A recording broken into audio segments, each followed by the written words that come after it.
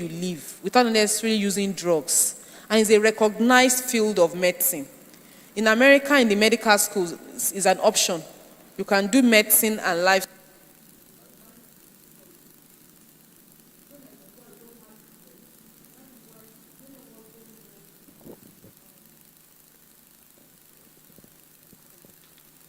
Many of us don't know a lot.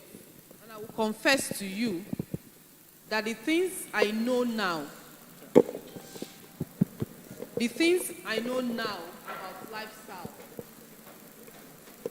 Hello, okay. The things I know now about lifestyle, I was not taught in medical school.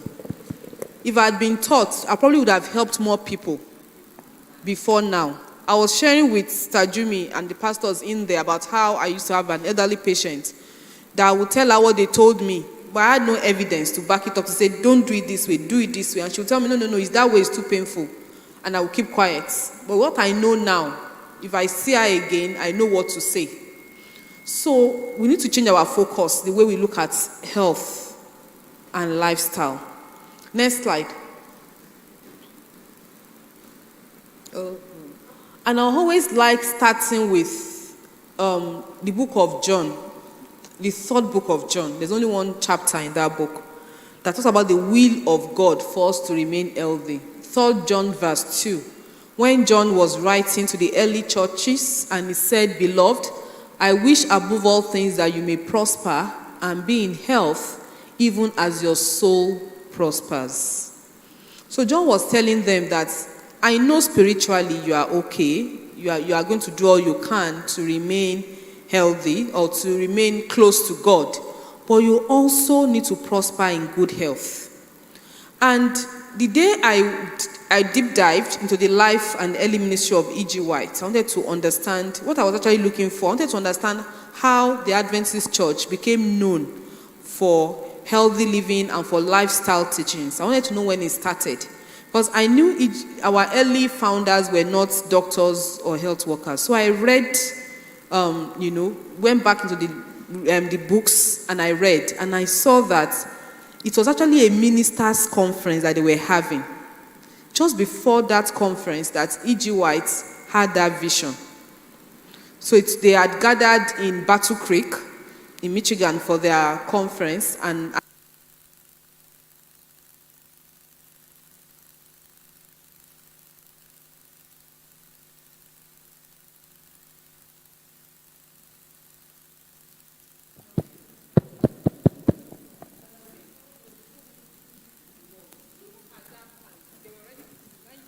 evidence. Thank you. I'm sorry. You will still see evidence that even then, before the world became like this, even before Christ, a change in lifestyle actually had an effect. And you will see it on one of the slides. So, the Adventist Church's health ministry started with the ministers. What they wrote in the book, Ministry of Healing, was that they were, at that time when E.G. White, they worked so hard. All of us can imagine what missionaries go through when they enter a new area.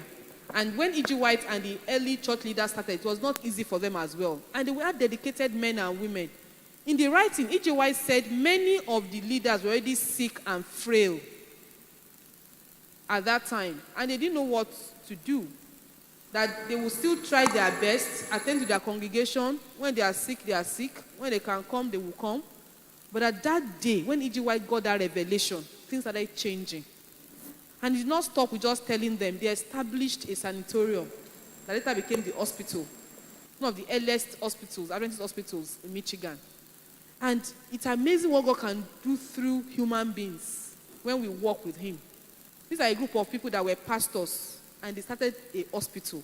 But it was not just an ordinary hospital. It was a hospital that was combining orthodox and lifestyle medicine. I want us to put that into perspective. That even as ministers, we're also ministers of health. That's the point I'm trying to make. We're also ministers of health. Okay, next slide, please. We all know that God made man spirit, soul, and body. So the spirit and the body make up the soul. That's what the book of Genesis said. And both the spirit and the body must be healthy for the soul, the human, the person to be healthy. Because if you're thinking of only your body and your spiritual life or your mind is not guarded, it's also a challenge. People are giving examples of vegetarians who had cancer because their minds and their souls were not at peace. Their spirit was not at peace. That is why it's not only the body. Okay? The spirit must also be at peace. And that is why our presentation today has both. The physical aspect and the spiritual aspect. All of us go through all kinds of emotions. Even if you go that you will not say anything throughout today, people will annoy you. Somebody will do something that will make you upset. How do we deal with it? So those are the things we are going to be talking about. Next slide. What is the body ministers carry? I know I don't have to tell you, but I know the ones that the burden I give to the pastors around me. There's spiritual responsibility. Not only for yourself, but for everybody you call a member. So I think this presentation, this discussion is actually very apt. Because the burden a pastor carries is more than what other people carry. So there's the spiritual responsibility. Then you also have physical commitments. Because if somebody calls you that somebody is sick, you have to come and pray for them. You will go. Or somebody is doing house dedication, you will go. Somebody is doing naming ceremony, you will go. So it's not only the spiritual, the physical strain on pastors is also there. Sometimes you cannot even plan your time or your schedule. People working in other organized, in other areas, they can say, oh, I have a meeting on Monday, Wednesday, Friday. But sometimes pastors cannot even predict where they will be because of different commitment, emergencies, this is happening, and you have to go physically, The other day, one of our church members, I don't even know, gave a testimony of how impressed he was that he just joined the church and then he had opened a small shop there, and then he wanted one of the pastors to come and pray for him, that he now told Pastor Ebukun that he didn't expect him to come, that he came physically. And I said, Kai, how many places will Pastor Ebukun visits? But look at, well, it made a difference in the man's life. I know that is why you keep doing it. Because you are thinking of the difference it makes in the life of the members. And God will bless you and strengthen you to be able to fulfill all these things in Jesus' name. I also know you have financial commitments. Because I know that sometimes you dip your hand in your pocket to help church members. Because of what the Bible says, that when a brother comes to that he is hungry, you will not just say, be filled in Jesus' name. Was it who is the apostle of love? Was it also James that was writing it, that you should give something to feed the person? So I know pastors also have financial commitments to their members, and that is also a responsibility. Okay, that's in addition to your own family, that you need to take care of, both extended and nuclear. So next slide, and that's why WHO's definition is very important. Even the World Health Organization knows that health is not only physical. They say health is a state of complete physical, mental, and social well-being. Sometimes they add spiritual. That doesn't mean they are saying everybody believes in one God. But whatever it is that you believe, there should also be well-being. That is what WHO was trying to say. And not merely the absence of disease or infirmity. That is, the entire body and soul and spirit must be healthy. Next slide. Next slide. So we know that health is done by the environment, your heredity, and your lifestyle. Next slide. The environment is where you live. And I know I don't have to dwell so much on that. That is why, even, do you know, one of the reasons why I have no doubt that the Bible is the true book that came from God. The things I see there, that God was detailed enough to put things like, please, when you want to defecate, do it outside the camp. When you finish defecating, wash your hands. All those feet washing they used to do, when they will say, in Judaism, it became a precept that when you enter somebody's court, you must wash. Do you know why they do it? The streets of Jerusalem were dusty. So our God is a clean God. He knows public health, though. He wrote it there. Go and read all those precepts and protocols that they used to do. They will wash, they will carry their, because they used to wear long robes. They would outside the old street of Jerusalem. So when you enter somebody's house, wash your feet. It became like a spiritual or religious activity, but actually a health thing. When God says let the lepers live outside the camp, it is because leprosy is infectious. Do you know that in public health up to today, lepers live outside? You know, we have lepers colonies. We have in Kwara, we have in Egun, we even have in Lagos. Because it is infectious. We are trying to reduce the stigma. But the truth is, even in public health, we know that leprosy will remain infectious until they are given the drugs and the bacteria is killed. Okay, so God knows public health. So we know the environment matters. So let us do everything in our power. That is why we wear masks. We say we wear masks, we wear it. But we know that our salvation is not in the mask. But we'll still say, okay, this is what they said. Now, infections, of course, Africa, COVID is a classical example, right? Because COVID could not thrive in Africa. And God is so good. Because if COVID had thrived in Africa, all these mega pharma politics and money, you've not seen anything. Because you know how many we have. We would have gotten more money. So, but God is gracious. The COVID virus, like other flu, thrives more in temperate, while things like malaria thrives more here. Who knows? That means even malaria, that is even, all those antigen, antibody things that have been happening because of malaria, that is protecting Africans, in addition to the hot and humid environment. Radiation is another physical. This environment is about physical things that can affect health. So infections in the environment, radiation, like when there's atomic, blast, or there's a bomb like Hiroshima, like when Japan bombed Pearl Harbor, America retaliated, bombed Hiroshima. People were having abnormal children for a long time, and the one that happened in Russia. So these things are real, but they are very few. How often do they happen? And then the climate and extremes of weather. When there's a flood, a tsunami, Katrina, all those things, they can kill people, we know. But they are limited. Probably infections is like the most common that happens among all these things. So that's environment. Next slide. So heredity. What if one's parents have a particular genetic disorder? And we look at the other side too today. We know that many times people have diseases that their parents don't have. Is it not true? People have this that their parents, and we'll talk about it a bit to know why it happens. The truth about genetics is that it's probability. So when a parent has a gene that determines something, the child may have it, may not have it. When the child has it, the manifestation of that gene also depends on the individual. Same thing applies to diseases. So the parents may have gene for obesity, that is to be fat. We know it runs in some families. The parent will have the gene for elevated high blood pressure, that there's high blood pressure in that family, and then there's also the one for blood sugar. But the truth is that those genes also need your permission to manifest. So somebody who got the gene to be obese or to be fat from their parents, and the person watches what he eats only, what is appropriate, the right portion at the right time, not late at night, does not take, processed foods that we are going to look at later, fatty food and all of that, the person will not become fat. You know why? Because there's what we call genetic modulation. Even in medicine, we know genes can be modulated, their expression. That's why you see a short man. Obviously, he has genes to be short. But then you see his children, even if they are not very tall, they'll be taller than him. Because they have better nutrition. So it's not only negative, even positive. So a parent got the gene to be short.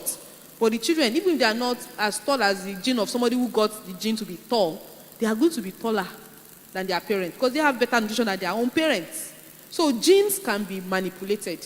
That is the point I'm trying to make. So if your own parents, look at your family history, and I'm talking to every one of us. Do you know how many people are hypertensive and diabetic in Nigeria now? It's not the same gene that our ancestors have been passing to us. Why is it more common now? How come it was not so common 50 years ago? That tells you the role of lifestyle. That is why this slide says diseases are like a loaded gun. Genes can load the gun, but it's the lifestyle that pulls the trigger. And it is the pulling of the trigger that hurts, that kills. It is not the bullets themselves. It's only put bullets here or load it in a gun and put it here. If nobody pulls the trigger, nothing will happen. So the genes can load the gun, but it's the lifestyle that actually pulls the trigger and causes the harm. So if one's parents have been hypertensive or diabetic, don't have fears. You just mitigate it by living right and avoiding those things. People also tell me that, there's an elderly man in the village that nothing was wrong with him. He was never diabetic or hypertensive. And yes, here is a son, hypertensive at age 50. So that's why I said even some genes, there are some people don't get the genes, but their lifestyle just provokes it. So heredity is not everything. That is my point. Because it is the lifestyle that pulls the trigger. Next slide. What are the things in the lifestyle? There are only 3 things in 3 categories. Diet, which is what to eat. Physical inactivity, not being active enough, which is what Dr. Jack must have discussed at length, I'm sure. And then habits. And habits are not only smoking and drinking. Habits also includes the way we handle stress, the way we process information, the way we process live events, okay? And then our sleeping habits. It's part of the habits that people can have. People can, like I was saying, even if you decide not to say anything throughout the day, some people will do things that will provoke you. How do you respond? Remember Reverend Sam preaching here the other day and telling us that we should learn to respond and not react. Respond means you calm down and you think of what is the best approach. React means you just give it back to them the way they are giving it back to you. And that is not best. That's not a good habit to have. So habits, physical inactivity, and the wrong diet are the 3 most important lifestyle factors that determine the state of health. Next slide.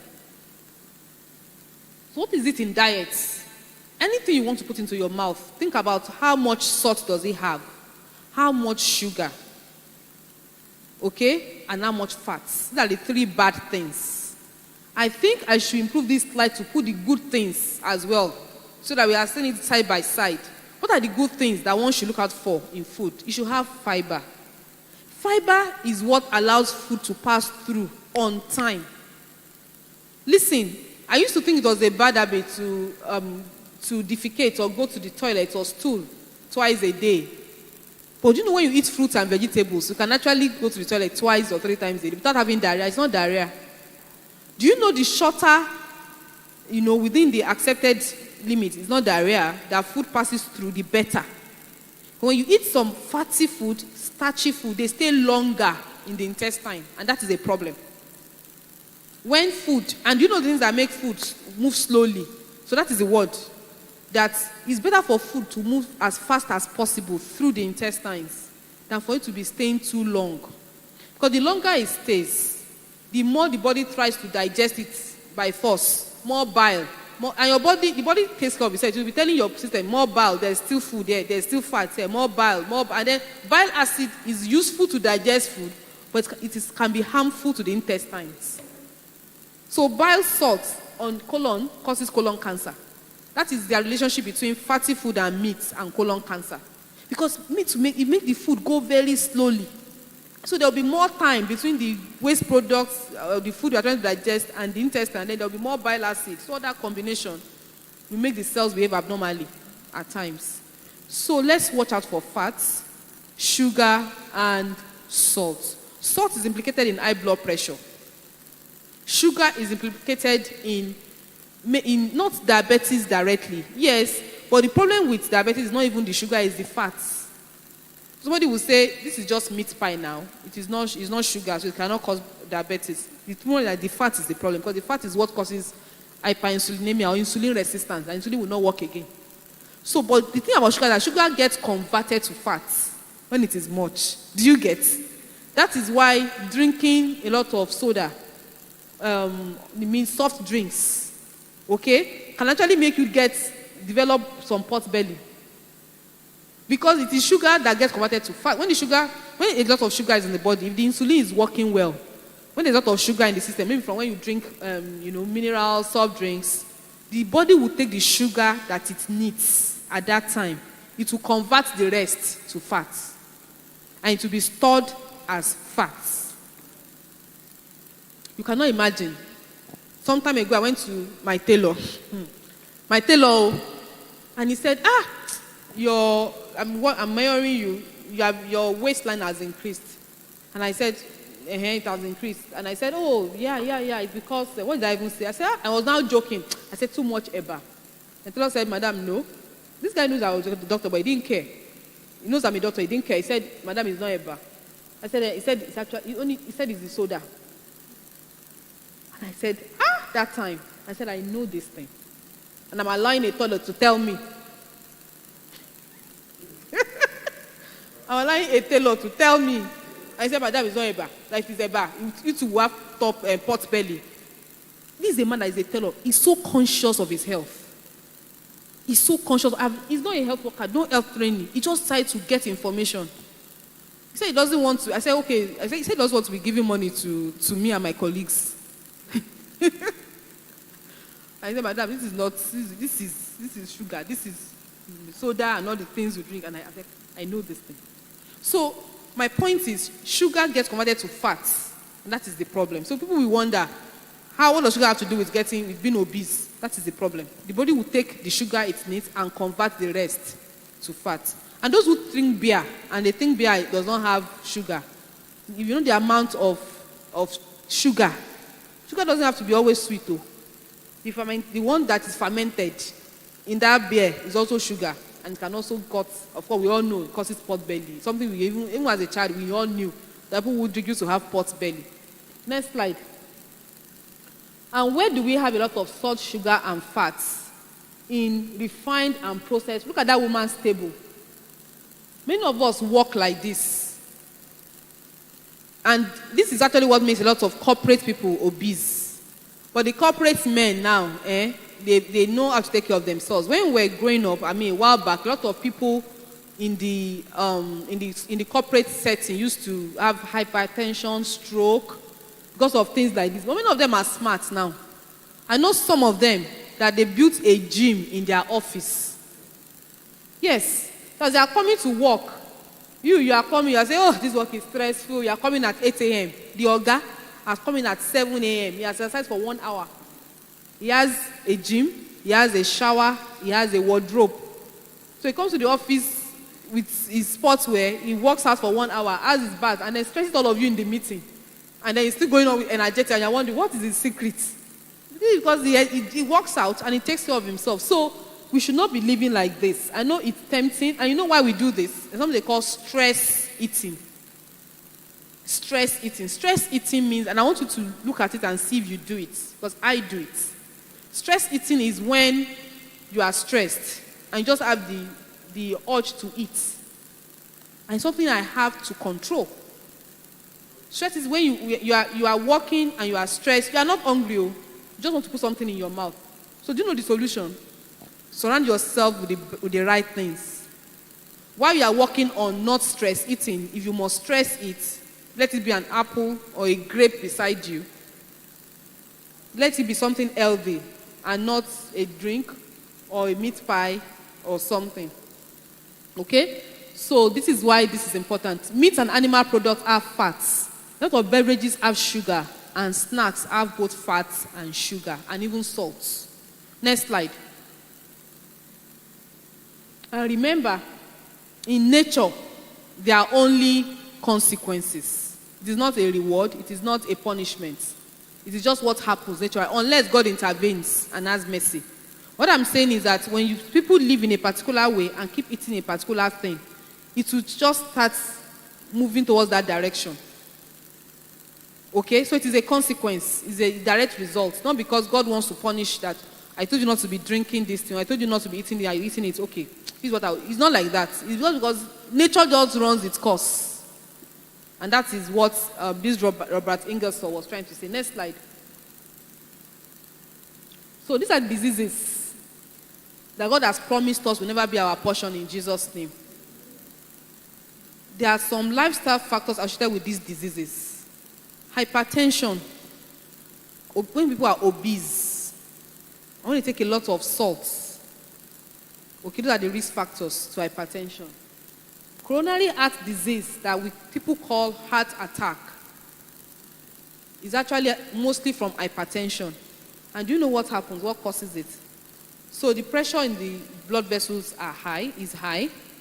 Then the blood vessel has particles, that we call, that block the make it more narrow. And they not only make it narrow, they also make it brittle. They eat into it. So it can break. That's what causes, stroke. But when it is in the heart, those things will block the vessels in the heart and cause heart attack. So when that thing happens in the heart, it causes heart attack. When it happens in the brain, it causes stroke. The one in the heart is usually blockage. The one in the brain can be blockage or breaking. So there's a picture that I think I should get that will show you how the vessels are narrowing gradually. And that narrowing, it is not how big somebody is or how fat the person is physically. It has to do with truncal obesity. There's something they call truncal obesity. Truncal obesity means the middle part of the body has fat. May not be how big the person is. Some people are slim, but look at their tummy. Do you get what I'm saying? There are people that are slim, but look at their tummy. Their tummies are not flat. Check that in yourself. So it's not only when you are fat. And you know what causes people to have pot belly? I know we've discussed it before. We'll keep saying it again because it is true. Number one, apart from the sugars that I've mentioned, I said, taking soft drinks or the soda, they make sugar accumulate, taking alcohol, and then eating late at night. It is so practical. Try it and see. Stop eating at 6. And I'll recommend 6 p.m., to be honest. Stop eating at 6 every night and see what will happen to your tummy. In 2 weeks, you will see the difference. Now your waistband will become lower or you even feel it. Okay, so late night eating causes truncal obesity. So it is that middle part where the fat that matters most. Not just how fat somebody is looking. That middle part, the stomach, from the chest downwards to the stomach, that is what matters in terms of hypertension, even stroke and heart attack. Kidney disease usually results from hypertension. When the blood pressure is too high, it affects the kidney. And that's the most common cause of kidney disease in Nigeria is high blood pressure. Then when people take other things, all the concussions, it can affect the kidney and the liver. That is why don't be buying this is agbo, this is agbo, that is agbo, this. If you are the one preparing it by yourself, some leaves are medicinal.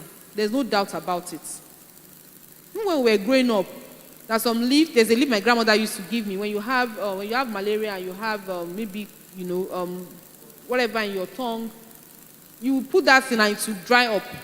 So I need no conviction. I don't know anybody to come and convince me that some leaves work. But the ones they sell on the street, you don't know what they put inside. You don't know the combination they do. You're putting yourself at the mercy of people that you are not sure whether they know what they are doing or not. But if you can do it yourself, if you are the one doing it yourself, honestly, there's no problem with it. Just like orthodox medicine. The anti-malaria that I will give people, Lonats, Coartem, do you know is from a tree? It's the Chinese that produce it. The name of the tree is not a secret. It's a herb. And it just made into white tablets. So if you have the tree at the back of your house and you have malaria, will I say don't cut it and eat it? It's true. That is how simple it is.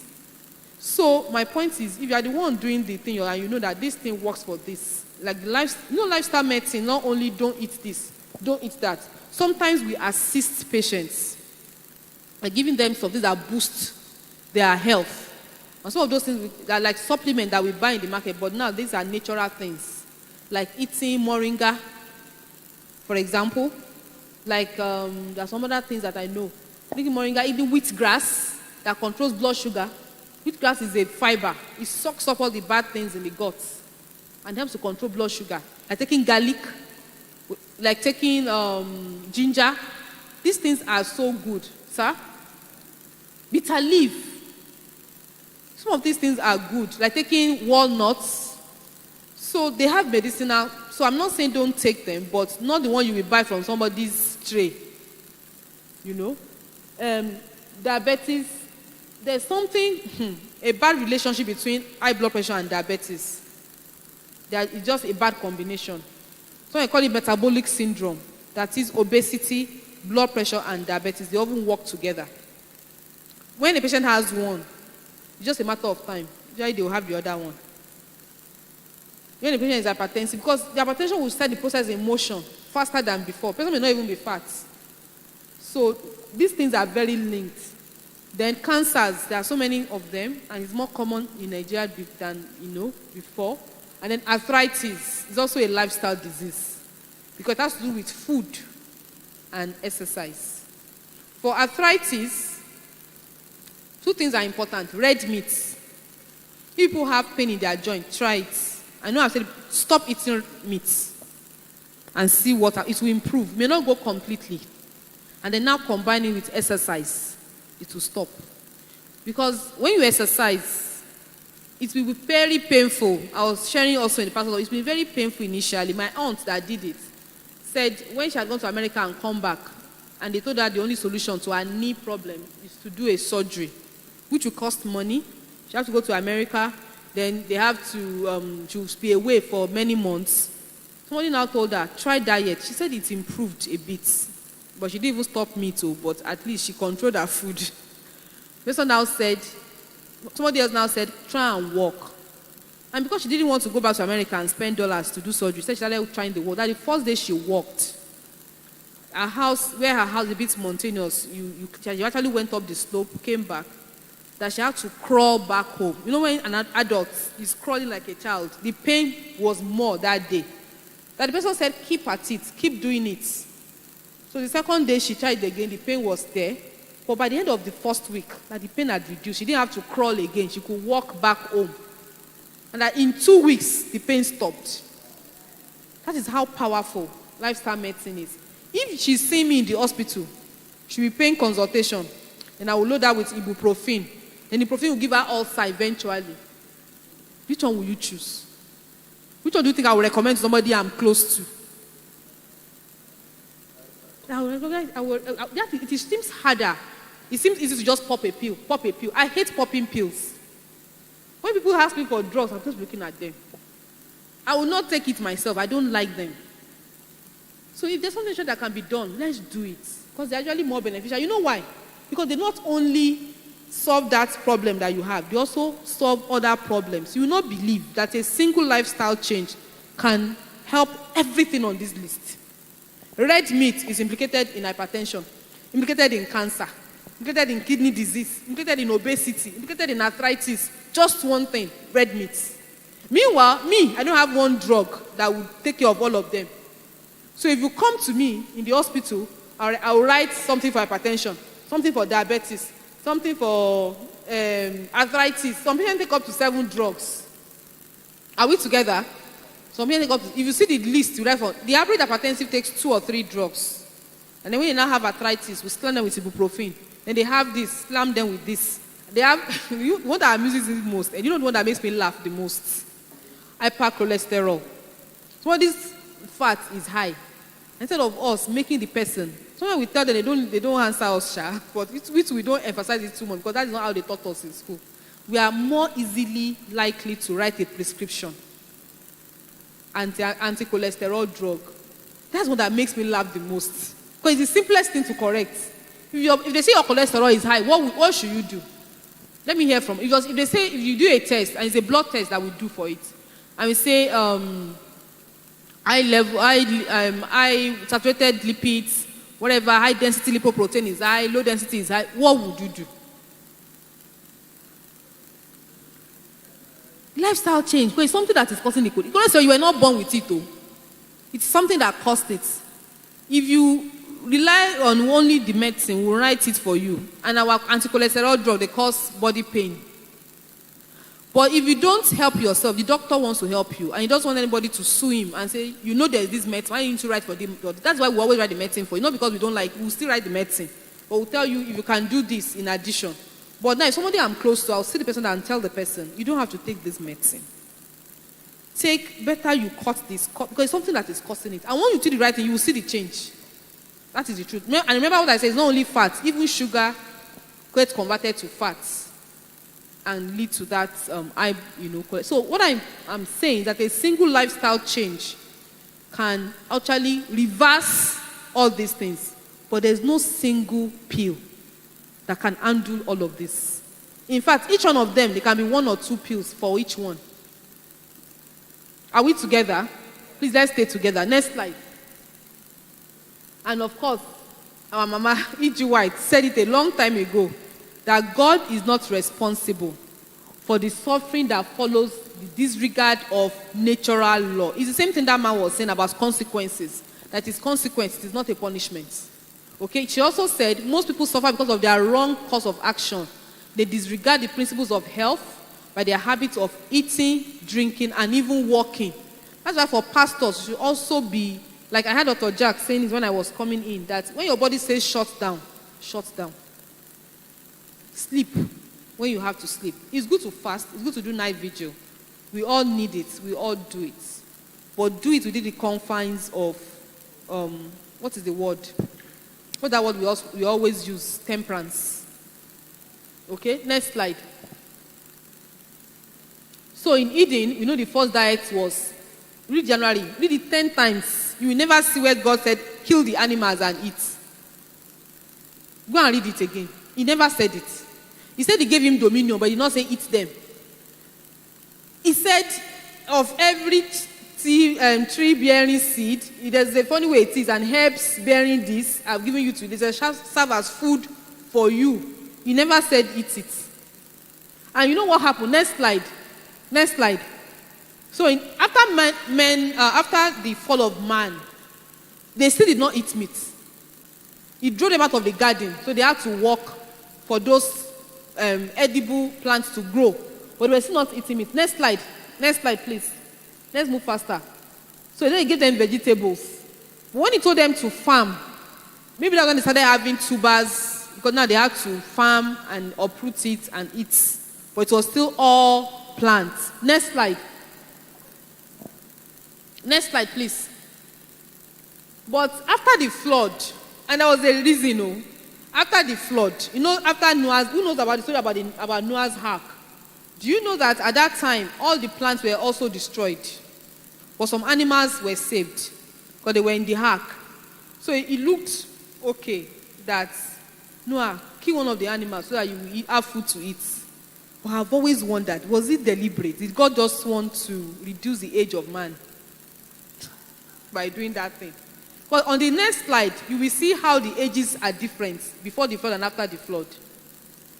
Next slide. Look at it. These are people that lived before the flood.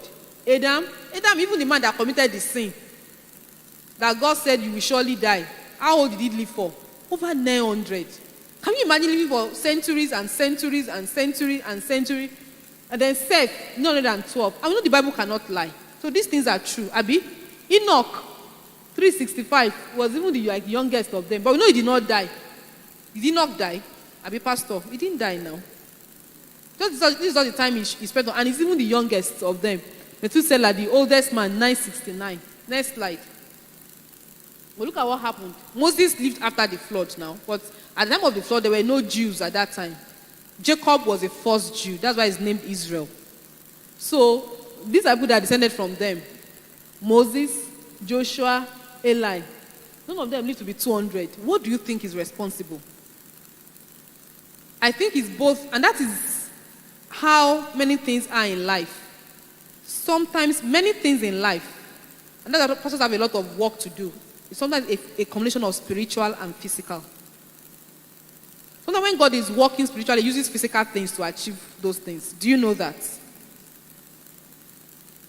That is how, even apart from long life and diet and everything, even some things in life may not be too clear. That's why you should do everything in your own power, your best, to achieve what you think God has laid in your heart, and not just leave it to chance.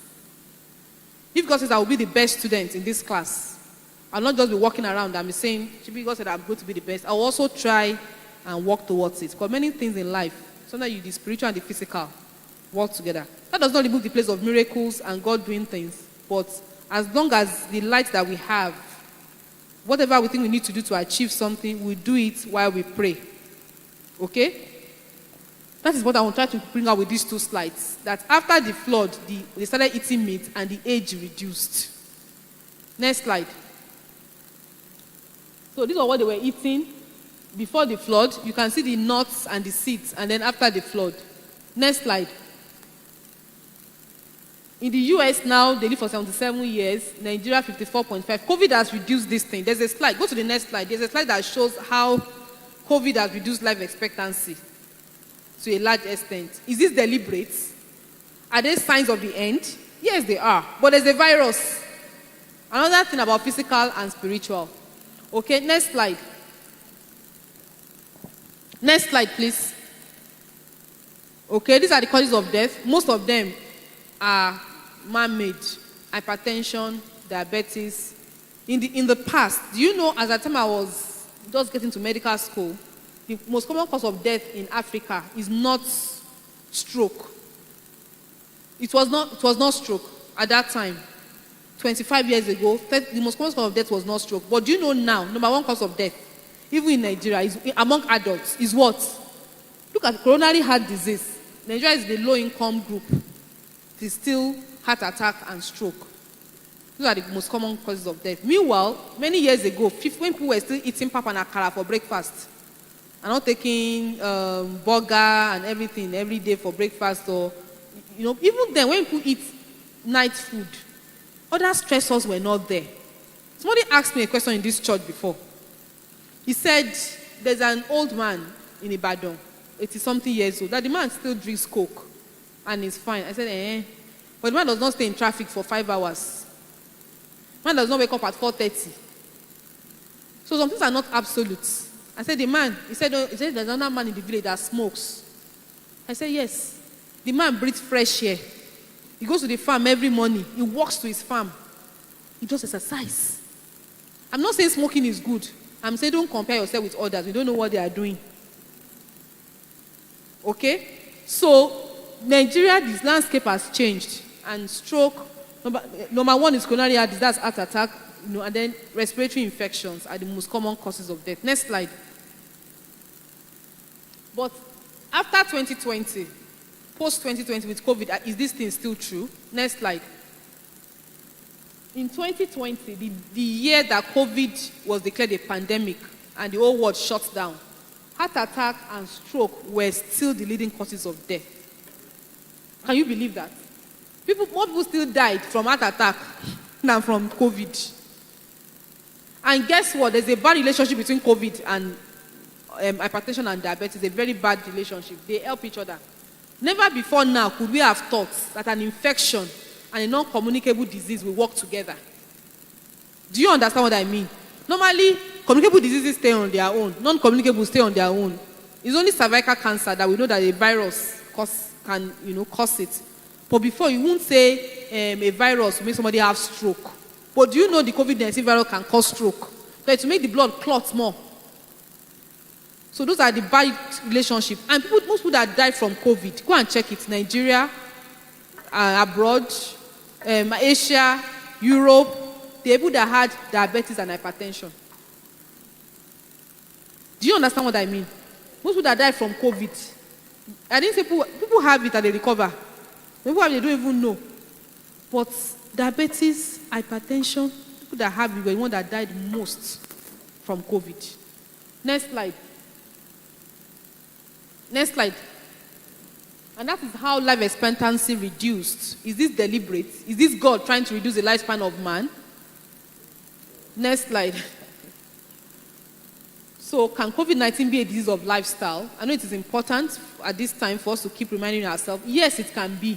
Because some people are exposed, but they don't have infection. You know why? That means they're exposed means that somebody had COVID in their office and they didn't catch it.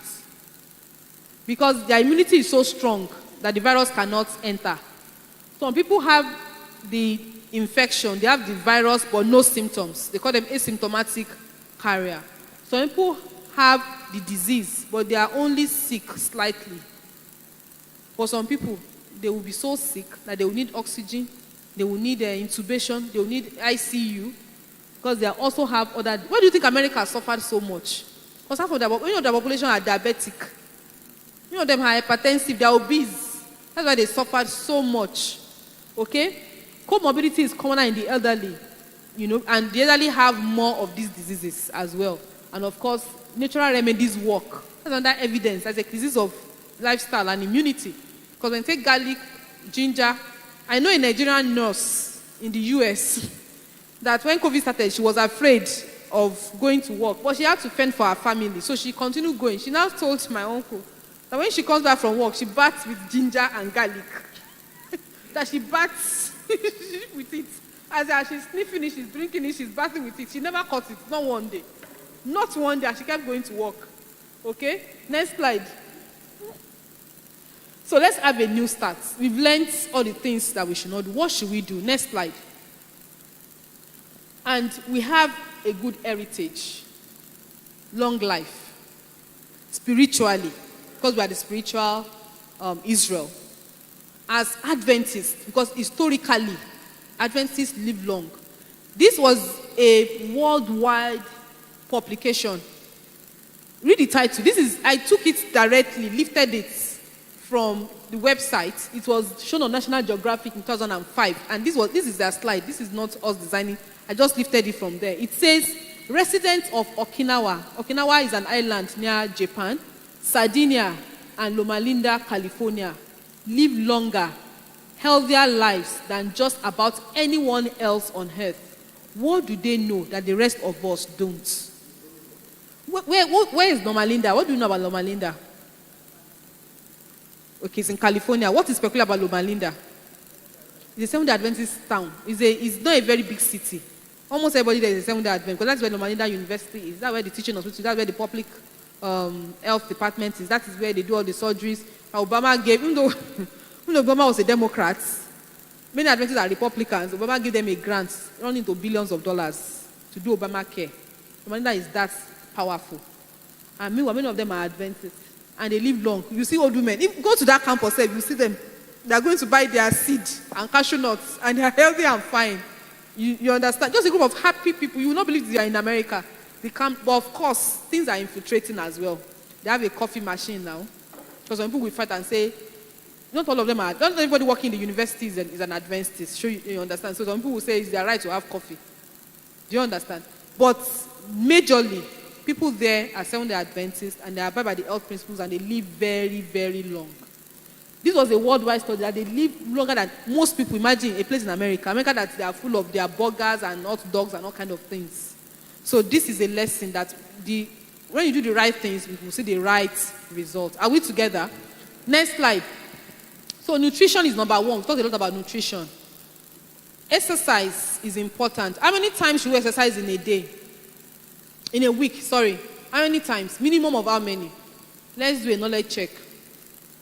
Prof, we want to help us. Because Prof is looking very fit. Yes, sir. Pastor K. Yes, sir. 3. Minimum of 3 times a week.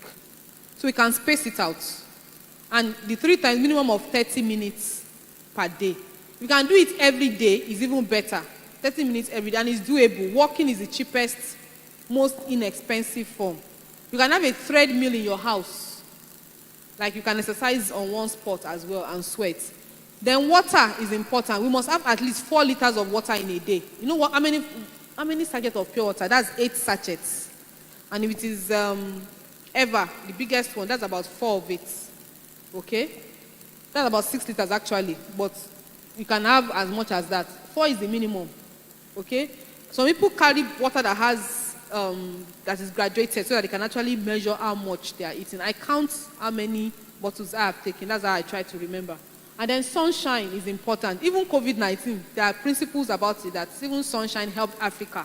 Because sunshine increases your vitamin D. Vitamin D prevents infection. Can you see how God works? Then sunshine also kills germs directly because of the heat from the sun. Then temperance, our state of mind. Here, rest, and of course, trust in God. Next slide. Next slide. Even in medicine, recognize that people have to do things in moderation. If we could give every individual the right amount of nourishment and exercise, not too little, not too much, would have found the safest way to health. This is a man that lived before Christ. Hippocrates, we call him the father of medicine. Next slide. What about the mind? I told you we'll talk a little, maybe the next 5 minutes, we'll round up. But let's talk about the mind. How is the mind connected to the body? Have you ever seen somebody who is worried about work and then start having headache? He doesn't have malaria. Have you seen people that when they are afraid, they have diarrhea? It's true. They have diarrhea. Okay, next slide. So so there are some emotions that are negative: sadness, anxiety, anger, guilt, shame, and embarrassment. They are normal human emotions that people feel from time to time, but they should not linger for too long. Are we together? They should not linger for too long. Next slide. So anxiety and fear can cause even heart problem. This one is not hypertensive, but because you are just anxious and very afraid. Hunger can cause high blood pressure, diabetes, and all stroke. Sad, people that are taking their drugs sometimes when they have a very acute provocation can have stroke. That's why you should also control the way you react to people. If they are not taking their drug, it is more likely to happen, even without provocation. But I'm saying even with medication and everything, blood pressure can shoot up in a dangerous way if you are very angry about something and you don't control it immediately, or look for something to help control it. Okay? Sadness can reduce the immunity and predispose person to all kinds of infections. Guilt can cause high blood pressure. Depression can cause heart disease. Next slide. There's a study done in America and it says psychological stress. See what I said? Psychological stress is the strongest predictor of cardiac events, including cardiac death, cardiac arrest, and heart attack.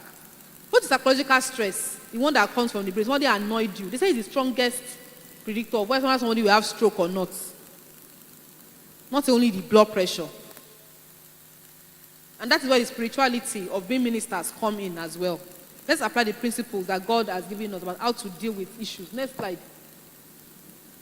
They also studied women. And they said for women, tension between the career and personal commitment to spouse and their children and even friends was a factor associated with heart disease in women. So women also are vulnerable. They did that study among how many women? 202 professional women. So whenever they have conflict, so that means we must ask God to help us to balance our lives. And then when you are now a minister on top of it, so you need to balance it and ask for grace to deal with all these things. So medical fact that the body and the mind are linked, and I will not waste our time. The way we feel emotionally often becomes the way we feel physically. It is true. So the way you feel emotionally can affect the way you feel physically. Do you know, in medicine, we even know that when somebody is angry, they produce acid more and they can have ulcer. Some people have ulcer when they are angry. And it is explainable medically. Because when you are angry, your adrenaline goes up because it's trying to help you manage stress. Then epinephrine will go up, it will trigger acid production, and then the person will have pain. Okay? So the way we feel emotionally often becomes the way we feel physically. Our brain responds to our thoughts and our emotions by releasing hormones and chemicals into the body. The chemicals and hormones are the link between the body and the mind. And these chemicals also trigger diseases. So adrenaline, so for example, you see a dog running, I know I've done a dog is chasing you, a wild dog. The way you will run. Somebody jumped a fence. And he said when he looked back, he said, did I just jump that thing? But an attack dog was chasing him and he jumped over the fence. Do you know why he was able to jump? Adrenaline. He just pushed him. And adrenaline gives, so we call it fight or flight reaction. It's either it will help you to fight the person or to run away. It's a preservation, it's a natural preservative method that the body tries to preserve. God puts in nature some natural things that works for everybody. So there are things to preserve us. But when those things happen over and over and over, it becomes a problem. Because adrenaline is not only helping you to run, it will also increase the blood pressure. So when it keeps doing that repeatedly, today you are angry, tomorrow you are angry, third day you are angry, fourth day you are sad, the next day you are... It will just keep going up until the person becomes full-blown hypertensive. So that is the link between the body and the... So that was initially a mind problem. Somebody is annoying you or you are angry. Now becomes a physical disease. Are we together? Okay, next slide. So these are the hormones and chemicals. Adrenaline is the most common. Cortisol. Cortisol is the reason many strokes happen in the morning. But cortisol is the hormone God puts in our body to wake us up. So around 4:30, 5 a.m., cortisol level increases naturally. Because God is trying to prepare us to wake up. But when somebody is hypertensive on top of it, cortisol overshoots. And then blood pressure goes up too much and can cause stroke. Okay, that is how that happens. Next slide. So let's do something about it. Let's undo stress and negative emotions. Next slide. Turn off the stress hormones. You can turn it off. It's possible. Some things are annoying. Just change your thought to another topic that you know is pleasurable or that you love doing, or sing a song or pray, and your mind goes off that thing and the hormone will go down. Okay? So turn off the stress hormone, change your perception, take time out on anger, say thank you, Lord, over and over again, checking with your real self. If it is a disruptive event, like David, the Bible says, and David encouraged himself in the Lord. And until he encouraged himself in the Lord, he did not hear from God. Did you notice? When he came back to Ziklag, and they had carried away his family, his children, and the families of the men with him, the Bible says, the men with him, instead of also thinking of what can we do, they wanted to stone David. Because they went together in battle to join a force. Some other country, they were fighting Israel, because David was an outcast because he was running from Saul. And by the time they came back with the men with him, Amalekites had come and carried away his family, his children. They burnt Ziklag. They destroyed the place. And the men with him turned against him, wanted to stone him. What can be more, traumatizing? And then they said they wept. The Bible said they delivered the men. They wept. Can you imagine men in Israel weeping? But their whole life was gone. It wasn't only property. Their children and their wives were all gone. The Bible says they wept. And then David now encouraged himself in the Lord and said, let me ask from God. And that is the point we must all come to as ministers and as children of God. We must learn to encourage ourselves in the Lord. So David prayed, and then he now asked God, should I pursue these people? And will I overtake them? That was what he asked. But as God is, the way our God is, how faithful our God is, that is too faithful to fail. Our God is too faithful to fail. God told him, you will pursue them, you will overtake them, and recover all. And that is the point that we must come to. That no matter how bad the situation looks, let's trust that God will make us pursue, overtake, and recover all in Jesus' name. Next slide. Okay, so let's learn to, and these are all psychology, but I know the real confidence comes from God. Relax, don't blow things out of proportion. You think something that happened, there's nothing new under the sun. So no embarrassment that has ever happened to anybody before. Next slide. There's a slide that says life is actually 80% of how you make it to be, or how you interpret it to yourself. This one says stress is not about events and experiences nearly so much as your perception of the event. It's the way you see it. Two things, the same thing happened to two people. One person takes it and recovers. The other person lets himself become paralyzed by it. Next slide. This is what I was saying. That life is 10% what happens to you, but 90% how you respond. Okay? These are things that can help us. Part of response is what David did. That crying, when David and his men were crying, that was a reaction. When he prayed, that was a response. That's why I said we should respond and not react. Create a gap between what happens to you and your reaction to the stimulus. What happens to you is the stimulus. What you do is your response. That response gives you the power to choose. Okay? Next slide. The Bible says in the book of Proverbs chapter 17 verse 22, it says, a merry heart does good like a medicine, but a broken spirit dries up the bones.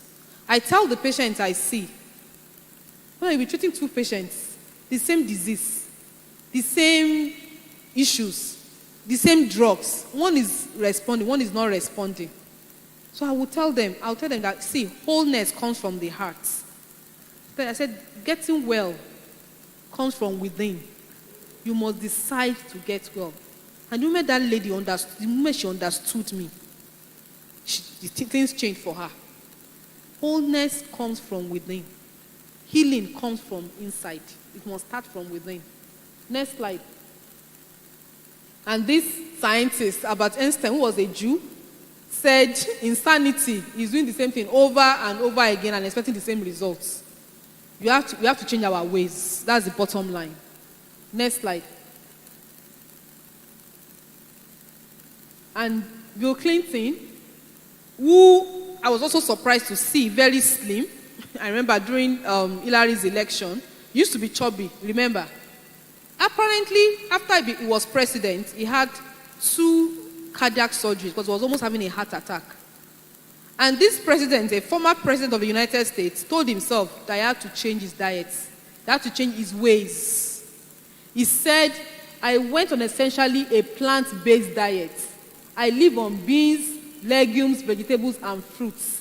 I drink no dairy. I drink almond milk. Pastor G asked me about almond milk earlier on. He drinks almond milk mixed with fruits and a protein powder. It changed my whole metabolism and I lost 24 pounds. And he weighs basically what he was weighing as a high school student. So anybody can change their ways. And it's never too late to start. Before this apple was, I'm sure it was over 60. Almost 60. Next slide. And then consider these two. Even Barack Obama meditates and prays. That's Barack Obama. Says faith in God, a spirit of benevolence, a spirit of doing good as much as you can, the little good, okay? Choose to think and feel differently. Choose to forgive. Choose to love. Choose wholeness. Ask God for it. Pursue it diligently. And choose to trust God. Next slide. So in summary, the secrets of long life, our secrets of long life are healthy diet, exercise, stopping alcohol intake and smoking and other bad habits, resting, getting fresh air, getting sunlight, and faith in God. It is not what you know that counts, it is what you do with what you know.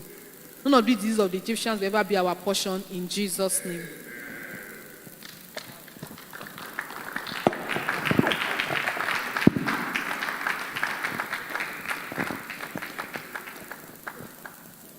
Wow. I guess you can do better than that. Let's celebrate. Let's celebrate our darling sister. You know, anytime, any day, Dr. Bola will be there to share. May the Lord keep you for us in Jesus' name. Yeah, I'm sure she has. Do we have questions? We have questions. All right, so I'll give numbers so that it won't be boring. Let's have, if you have questions, please raise up your hand so that I'll give you numbers. 1, 2. Please, this is, if I don't give you number, don't say now. Make up your mind that you want to ask questions. Pastor Sheyi 1, Pastor Osho 2.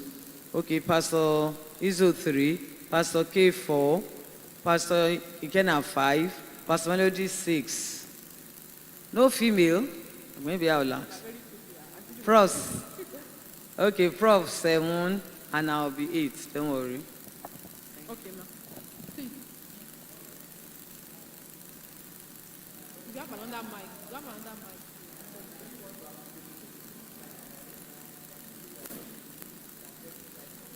Yes. I can share the slides. In fact, I'll ask him. I'll send to, okay. All right, ma'am.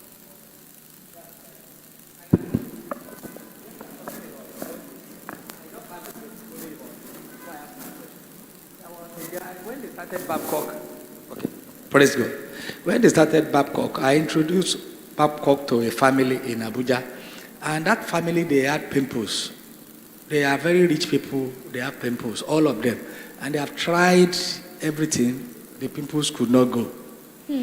Well, they now send this child to Babcock. By the time the boy came back the first semester, all the pimples disappeared.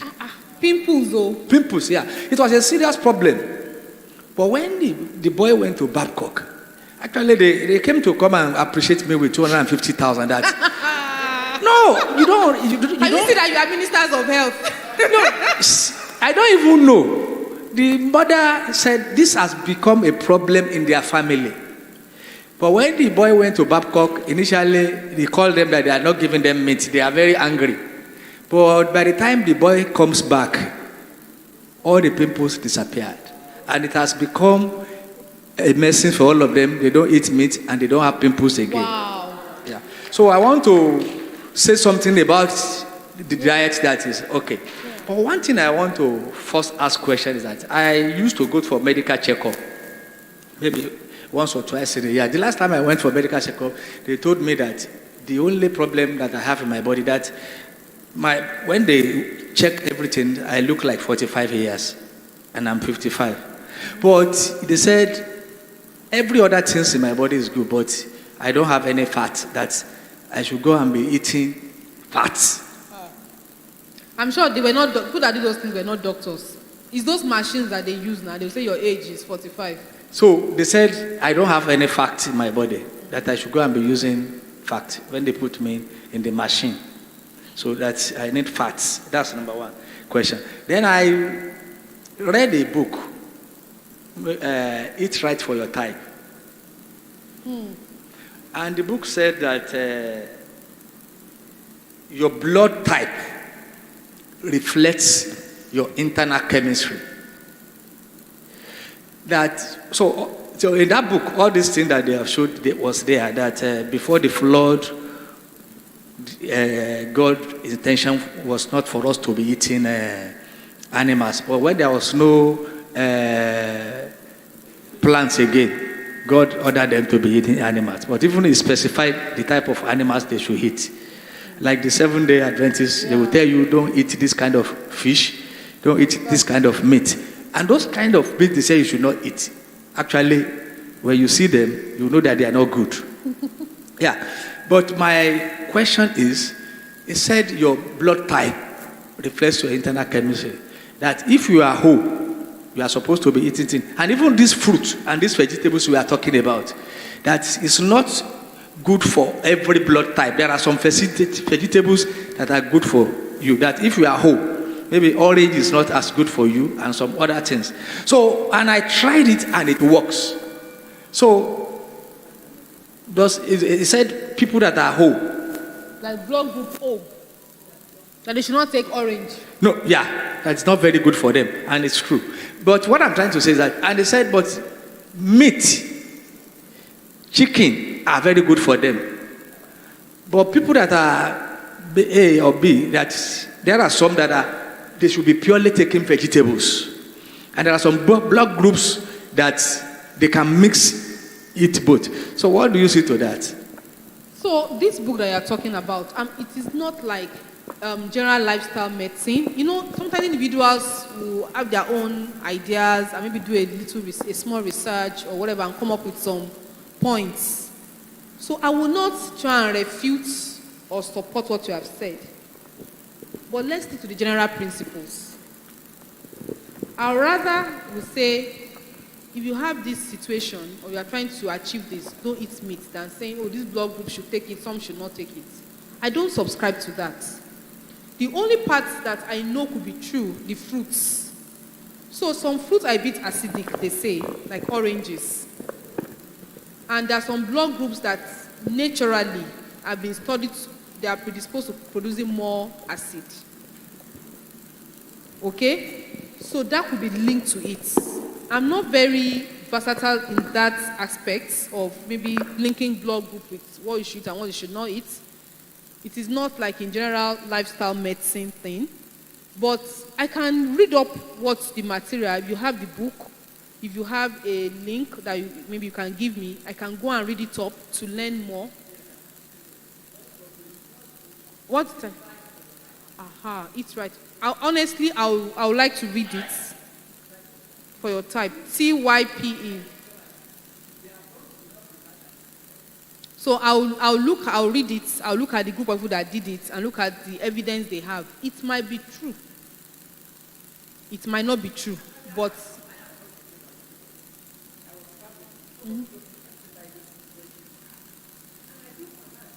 I didn't find it.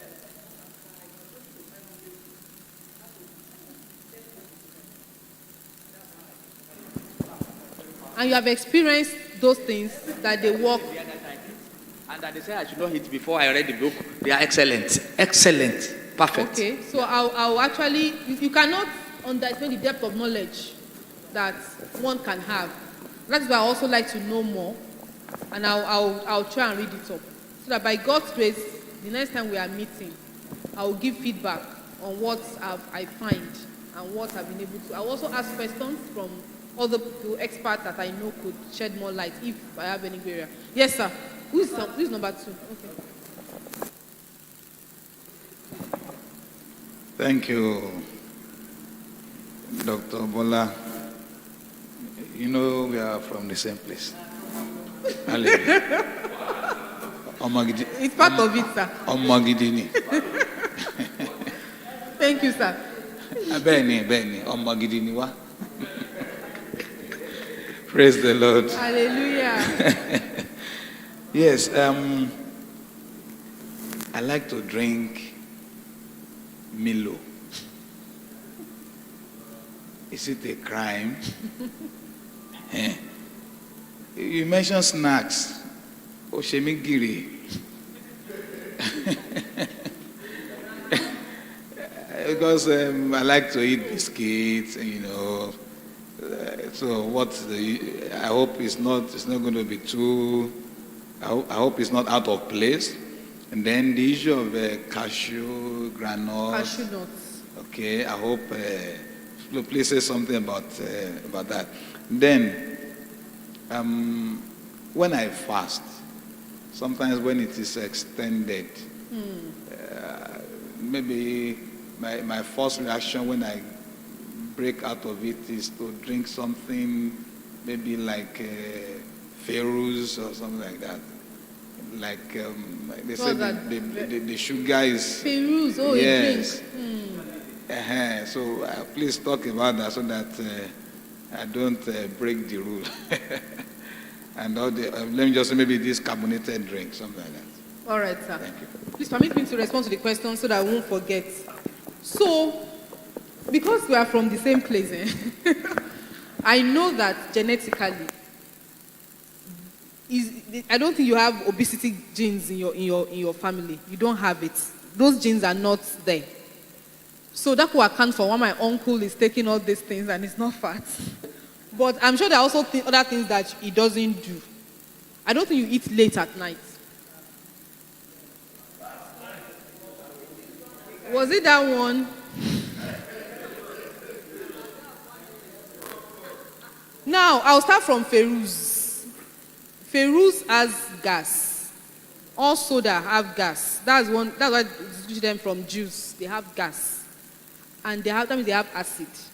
Higher acid than others. And the time you should not even take them is after fasting. Because your stomach is totally empty. So you now take them, it stimulates acid production. And it could be harmful. So the most obvious out of the things you have listed is that Ferrous. Instead of Ferrous, eat apple. Or get a juicer that you can naturally juice drinks and keep in your fridge.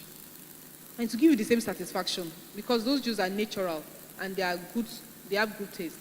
And there's also even a place for acquired taste. Cucumber mixed with carrots and one apple. With time, you will love the taste. And when you finish fasting, there's no better time to take it than after you finish fasting. You know why? Because your body will absorb all the goodness of it. It is wrong to eat fruits after food. I mean, you eat eba and you not eat apple on top. It's bad science. You eat the apple on an empty stomach. That is when your body will get the highest benefits. Okay? So, don't take Ferrous after fasting. Instead, take either the apple or the apple juice that is, a juicer has made for you. And that's a good investment to make. For those of us that like sweet things, instead of make it yourself, juice things. And it's better. Your body will benefit. Not only are you satisfying your mouth, you're also benefiting your system. Then the second thing you mentioned, biscuits, Milo. I will not say never take Milo. I don't know how much volume you eat per time at a sitting. But what I would say is that it's good to indulge once in a while, but don't make it into a pattern or a habit, and definitely not late at night. You have to take Milo, maybe in the morning when you're in the office, okay, and you have things to do, you have meetings, you have lectures, you're going to expend the energy. So I will not say never take Milo, but at least not at night, so that you now go and sleep on it. That's what I would say. Cashew nuts, groundnuts are very good, and there are things you can snack with. Instead of snacking with biscuits, please replace them with cashew nuts, because they are good. They are good fats. Ekpada, yes. Peanuts, they are good. They are good. So snack with those, or not the biscuits, because biscuits have sugar. So the cashew nuts, the peanuts, they are good. Snack with those ones. All right, sir. Okay. Good afternoon, everybody. Yes, sir. Yeah, it's about. I grew up not without meat. Actually, we didn't really focus on meat. But then my wife says she can't do without meat, and so I find myself like thinking about the children. You know, I want them to grow up. I want the families to grow up to be, grow old and healthy.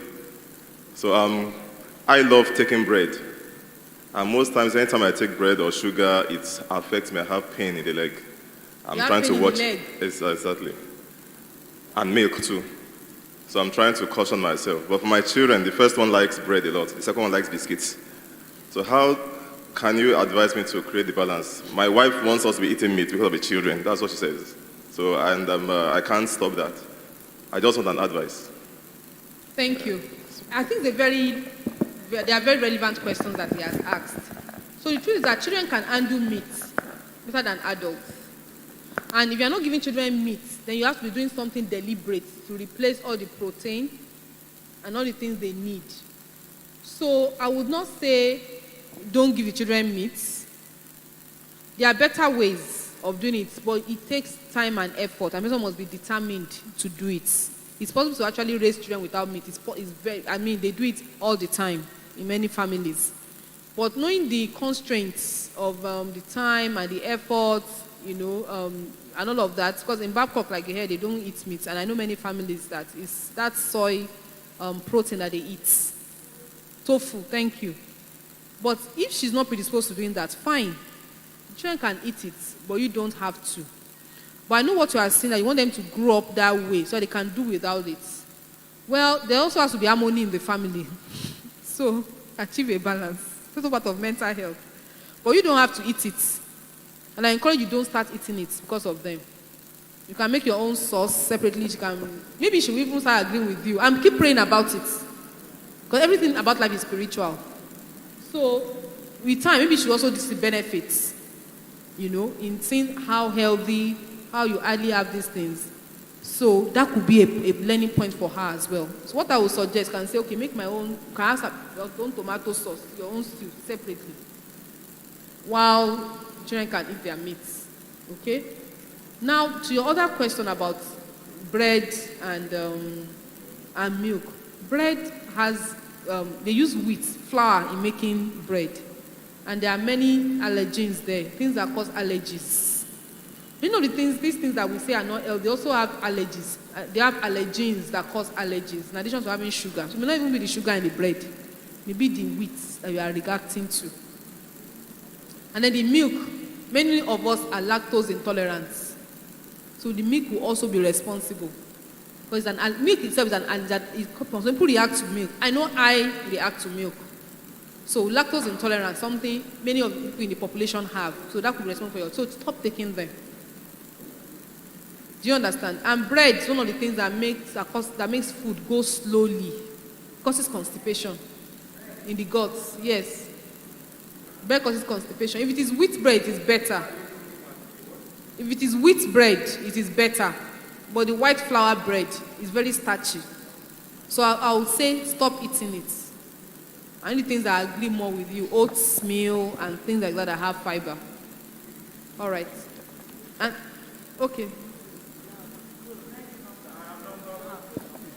Pastor K is number 4. We'll come back to you, sir.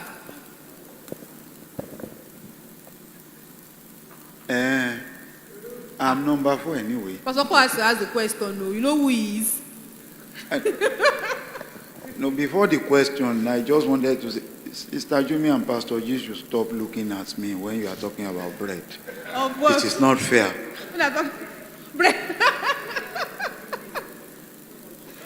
Them, please, you need to help me call them at home. They have banned granite so that they can lift the ban. He's sending me to my sister. Please, help me. Okay. Help me call them. I'll ask them why. I'll do that, sir. It was too much. How do you know that one?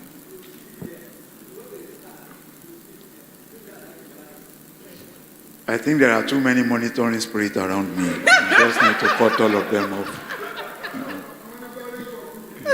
I'll be monitoring for good. Okay, you talked about stress eating. Yes, sir. So what can we eat? So put the things that are healthy around you. So when Like you are banana. stressed, banana. Like granite.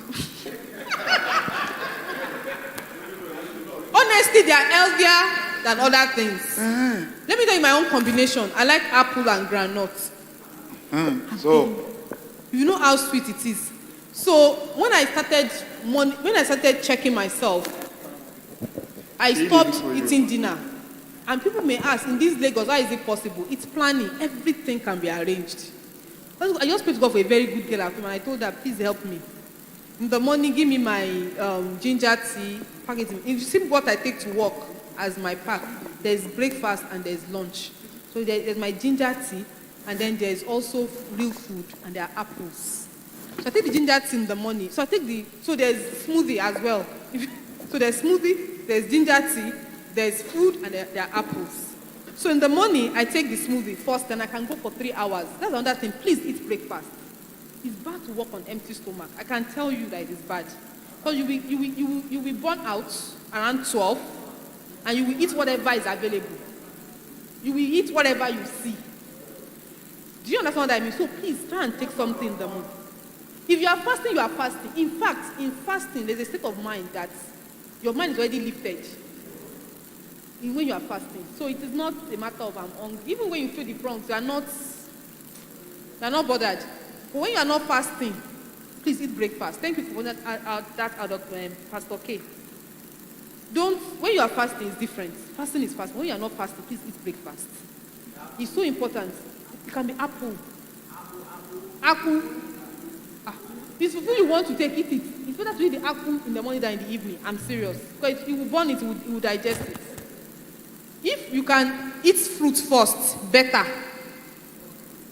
And then after 2 hours, after 1 hour, I can eat the apple. You can even eat one apple, I can eat. And then 1 hour later, now eat the apple. So eat the apple first, then eat the apple after. It's good. But I would rather you eat the apple first thing. Even if you want to eat the apple first thing in the morning, it is better than eating it at night. And so people are so used to it, it doesn't bother them. And doesn't hurt. Only that you get the benefit of, but don't eat the apple after the apple. That's the issue. Is that you don't eat the apple at all and just use your apple jeje, or you eat it first and then. But if you don't have any fruit, eat the apple like that in the morning. If it doesn't make you sleep, it is fine. Do we get it? So I'll take the smoothie first, and I can go for 2 hours. I can have my morning meetings. I'm not burning out. So maybe around 1, 2, I'll not eat the food I took to work. Then when I'm closing at 4:35, I don't want to eat when I know I'll probably get around 7 or 8. So I'll not take the apple. Initially, it was just apple, and then I was just trying, and then I was like, this thing is not like real food. It's just fruit. I think I'm taking fruit for dinner. And then one day I had peanuts in the office, so I took a bottle of peanuts and I ate some, and I said like that tasted good with my apple. So apple and peanut became my dinner. So I'll start eating it from 5 p.m. from Agodo. I get to Lekki, maybe by 6:30, I'm eating 3-4 apples, and I'm fine. Do we understand? And so everything is about planning. So everything I'm eating that day is inside that lunchbox. And when I get home, that is it. Whenever I break the rule, maybe because we had long meetings and I'm not able to eat that rice on time, or maybe I eat it later, it doesn't go well with my body. I I don't feel comfortable. I'm happiest when I do those right things. And when I travel, that's what I say about planning. Whenever I'm out of Lagos and in a different environment, I'm in a hotel in Abuja, it sometimes distorts my plan and I have to put more deliberate effort. That's when you will see me eating at 8 p.m. and then I will feel it. I may even get fatter before I come back, sometime in the space of 1 week. I may even get fatter. I will know it myself. In 1 week, my boss told me before, that Abola will come on a trip and get fat. and then he said, I knew I had to change. He said it. He was just joking that we're enjoying. That's how you come on a trip and you get fat. And I said, he has a point. But the things I do in Lagos, I don't do. So it's deliberate and it takes planning. So let's try and put those things in mind. Next question. Initially, you may be hungry, but with time, our body gets used to everything. It's called a mental force. In French, they call it force mental. This brain can be taught anything. And to adapt. Initially, you'll be feeling the hunger pangs, and then later, you get used to it. It's when you now take the food, it will not become abnormal. Like when I eat late now, it's a challenge. So even me, I don't like it. Not because I know it's the right thing to do, because I don't even feel right after doing it, because I will not digest well, I will not sleep well. In the morning, I will be feeling bloated. When I do the right thing, when I wake up in the morning, I'm smiling and I'm happy. So one can train one's body to not to feel hungry after those things. Next, do we have other questions? I think we are fine. Okay, Prof. I know Prof is on the phone. Any other questions? Okay. So I had an experience just last week before coming to Lagos. I went for a ministerial assignment in a rural area and I wasn't familiar with that terrain. And I got there very late in the night and very, very late in the night, and the family has already gone to bed. So what they did was just to show me where to sleep. So I couldn't see the environment very well, so I entered the room and I slept. So in the middle of the night, I was so pressed that I couldn't hold it. And it's not a self-contained room. And I couldn't come out of the room because dogs were barking everywhere, so, and the only thing I had on me was the ever bottle of water, the big one, 1.5 liter. So I had to empty the water from the window, and I used the container to titrate. And to my surprise, I filled the 1.5 liters. And I couldn't find the cover because I was pressed so much. The cover fell off. And there was no light in the room. So I carefully placed the container close to the wall and supported it with something so that it doesn't spill. So I woke up in the morning to dispose it, and I discovered that the urine has dried up. Almost gone. More than half of the container was, I said, what happened? I looked around the floor. It didn't fall. It didn't spill. I said, what could be responsible for that? So I said, let me use this opportunity to ask, does urine evaporate in the night? Or is it witches and wizards that came to drink the urine?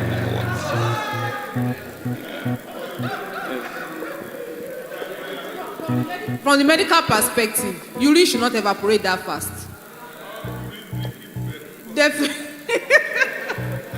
But fortunately, the urine is out of his body, so they can drink it. They can drink it all they want. But the thing is that it should not evaporate that fast. Because, or maybe it wasn't full, because there was no light. Maybe it wasn't because it wasn't full. It was full. I filled it. But to answer your question, is the Pastor K can figure out the rest later. But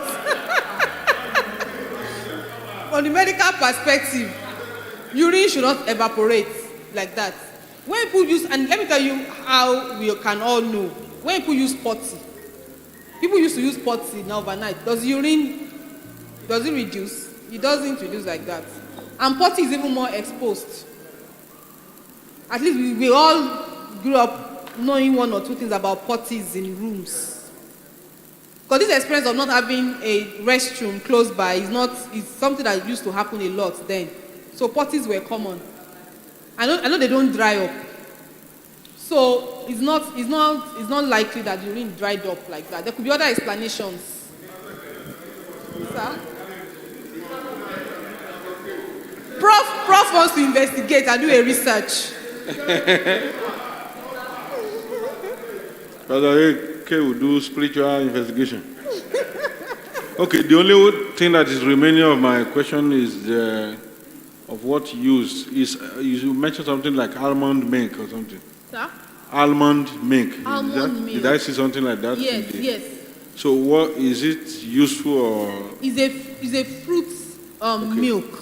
Okay. Which is a substitute to cow milk. Cow milk, okay. So it could be almond milk. It could be soy milk. Soy milk is more common actually. But soy has, some people react to soya. That is why almond, they are like very neutral, and almond has some health benefits. Every nuts have benefits. That's why I was saying, Pastor K, that peanut is good. Did they sell it somewhere or Cashew it's nut. produced? Supermarkets. Okay, okay. You see almond milk, supermarkets. And many of them are tasteless. Okay, I will consult with Pastor G. None of them are tasteless. There's even rice milk. Okay. It's the most tasteless of them all. Sir? Oh, tiger nut milk, very beautiful. Tiger nut milk, sir. I've not seen many packages of it, but people can make it naturally, but they even sell it. So tiger nut milk, if you use it to take cereal or oats, you will really enjoy it. You will not miss cow milk. Expensive. So, hello. Yes, sir. Yes, I discovered I'm the last number. So, what the privileges? I discovered that if I drink a lot of water towards the end of the day, in the evening, late in the evening, I feel thirsty and I drink water, and that affects the frequency of my urinating in the night. I don't like it. What can I do? Okay, sir. So during the day, I may not have time to drink water. I may not be conscious or be definite about it. But, when I eat, normally I eat between 6 and 7. You don't eat after 7? No, I don't. I don't like it. So, and I discovered that I now take a lot of water, thereafter. So, and it affects my sleep. From 2, I begin to now go to. How many times? At times 4 times. Okay. I don't like it. All right.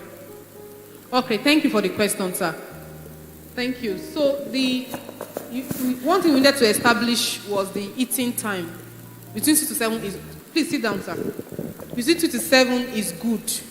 Is within the acceptable range.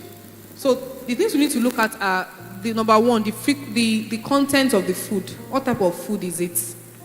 There are some meals that you need to take, if they are starchy, it will make you feel like drinking water. Pounded yam itself, Pastor G. Please do not harass my uncle, Pastor G. Pounded yam itself will make you want to drink water. So that could be one thing. And then you already gave us another reason, sir. You say you don't take a lot of water during the day. Can you be more intentional with drinking water during the day? And when you do that, because your body, the way God made our body requests for water. That's why we feel thirsty. So apart from the food that we eat, even natural need for water, can make us feel like drinking water. So instead of leaving the deficit, what I see that you have a deficit of water to take, that's why you now balance it at night. Instead of doing that, be intentional about taking more water in the morning, in the afternoon, before that dinner. It is healthier to drink water even before food than after food. Or at least maybe, unless like 1 hour after food or 2 hours after food. But if you have taken enough of water before food, you will not feel so thirsty. Try it, sir. I've taken a lot of water. You're taking like 4 liters before that 6 o'clock. Yes, per day. Not at once, but gradually. For example, 4 liters is 8 sachets of pure water. It's not too much. You can take 2. I can take 2 at a go. Yes. 3 hours later, I can take another 2. Then another 2. But you've taken 8. So drink more water during the day. Be intentional. If possible, have a flask of water, a bottle of water in your office. So but before that night food, you have taken a lot. So even when you eat, you will not feel the urge to take so much. And you are right, waking up to urinate 4 times is disruptive to your sleep.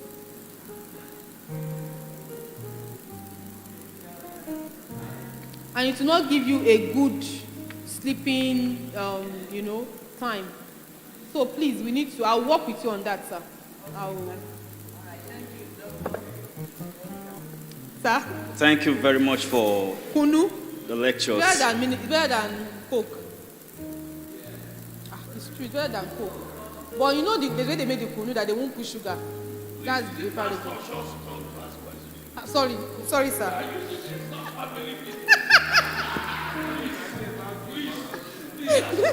Please answer. Thank you very much. Yes, sir. From the contribution Pastor Sheyi made, he talked about a book he read that gave a clue about kind of food some people need. Sorry? Wholesome food. No, the book he talks about. It's so I was trying to picture out something from what I deduced. Mm-hmm. Is it okay that we know our pH body system, pH value, so that we'll know at a certain point in time what kind of food we need to eat per time? Because there are some food you eat, it contributes to the high level of acidity in your body system. And when there's high level of acidity in your body system, it leads to ulcer and the rest of it.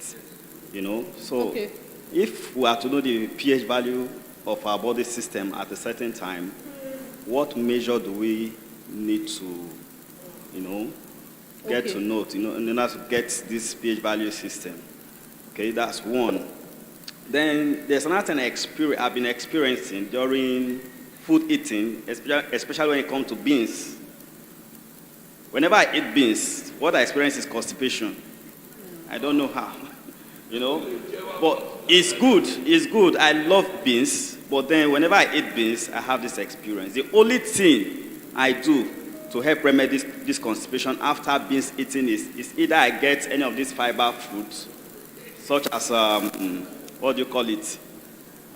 garden egg, or maybe other food like pineapple and the rest of it. But you made mention of you should not take fruit after I eat food. But for me to remedy this thing is I take these fruits or any of these fiber food after eating beans, and that's how I get my own help. So when you say constipation, tell me exactly what you mean. Okay, good. My stomach gets distended. Yes, and then if I feel as if it's not like there's digesting, gas. and then I don't just feel discomfort within me. All right, thank you for this. It's a very good question. I know many people feel that way. Beans is one of the best food that God has given to man. But it has fiber in itself. Actually, it has fiber. But the reason it may not be able to, some people don't digest beans well, is the coat, the skin. That skin is the issue. But some people do not digest it well. And I will not say always remove the skin, because the skin also has fiber. The skin is also good. Red beans. Oh, I didn't know that. Oh.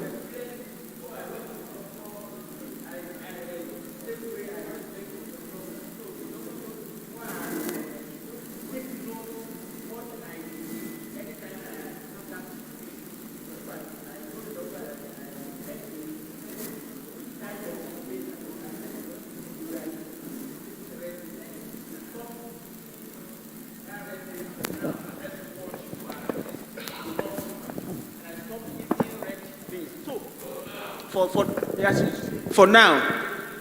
So after a month, for a whole month, even if I eat beans, that white beans, even in the night, the constipation will not come. I won't experience it. So the thing stopped since over 10 years now. I've never experienced that.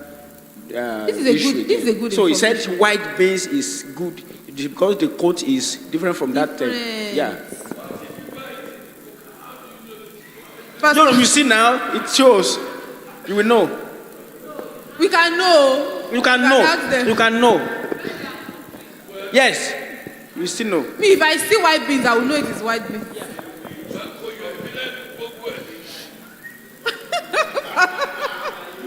But honestly, thank you, sir, for this information. It can help a lot of brother. Please, can you try this? Because I can't tell you to stop eating beans. Like I said, it's one of the best food. So that means it's the coats, and you know the red beans is sweeter than the white beans. So we've learned something today. Let's appreciate ourselves for this. We've definitely learned something today. So thank you so much. It's actually very helpful. And the garden egg that you eat, the reason it works, but it is fiber. So it will help to push it out.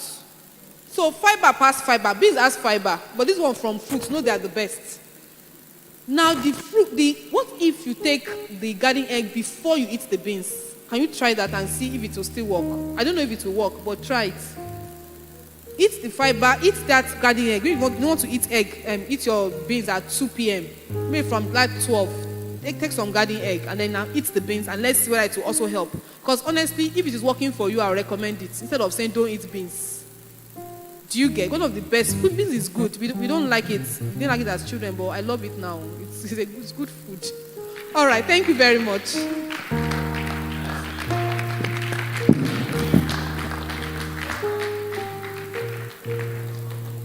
Yeah, we want to thank your number. You did not.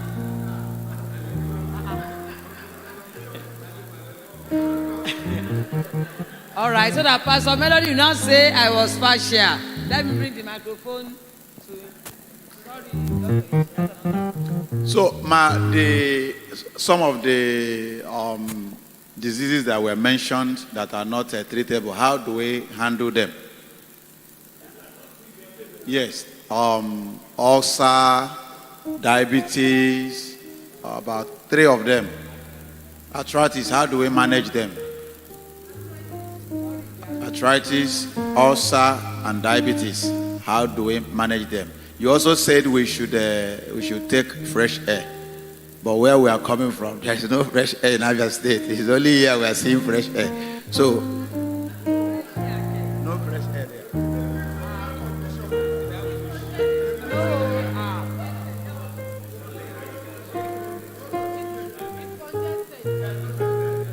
I know it is congested, and there are a lot of factories in Aba. I said that there are a lot of factories in Aba, so there could be pollution too. But go to the village every once in a while. So to answer your question, ulcer. Honestly, many times ulcer is man-made. I know some personality types are more disposed. They say personality type A are more predisposed. But honestly, if you eat breakfast every morning, it's not likely you will have ulcer. If you eat breakfast before 10 every morning, it is unlikely because it is that relationship between the empty stomach and acid that causes. And once it starts, it takes time to heal. It will break, it will heal again, it will break, it will heal again. You understand? It will not become a vicious cycle. So eating breakfast is a good way. Not drinking water after food. Honestly, it helps. That beans that you are eating, don't drink water immediately after it. Drink water before. Water dilutes the digestive enzyme, make you feel bloated. You know, as hyperacidity and ulcer is a complex process. You feel bloated, sometimes you have diarrhea, you have constipation, sometimes you just feel bloated. It's all the same process. So drink water after food. Person has high acid. Now you are now digesting the enzymes that should help to break down the food. But water mixes with the enzymes and does not allow them to do their work well. But if you take the water before, it will have been absorbed. You will not feel thirsty. By the time you finish the food, at least.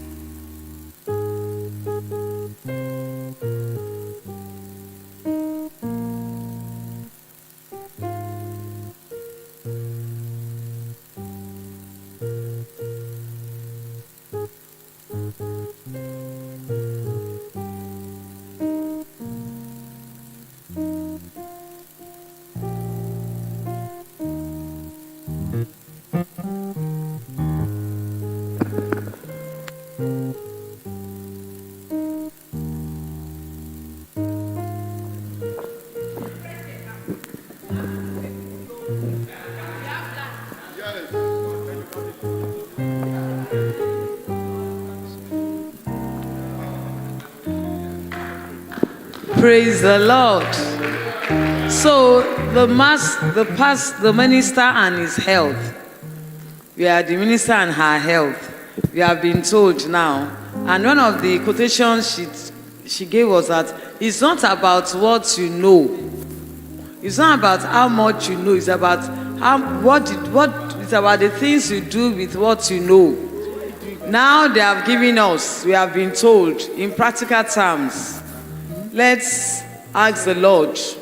Because, when we were in the pastor's office, I said, it's not only that we've not had it. And she shared a testimony of one of us who always hear it but doesn't do it. And one day was feeling funny and was feeling very, very bad. And just had to go to a pharmacy store and said, I guess it was the only one at home. I said, before I die in this house, let me just move out. And he said he went to a pharmacy store close by and just asked. And, he did a test, and before we go, we are going to do some tests here. So that's why he's still waiting. She's still waiting. We have set up a place there. We just go one by one. How many medical people are going to work with you, Pastor? Dr. Bola, what happens to what we are the test? Who will do it? The children are already doing eye to me. All right, do you have any medical person around that can help us? Pabuki said we are doing the two. What time? I thought we could do it right away.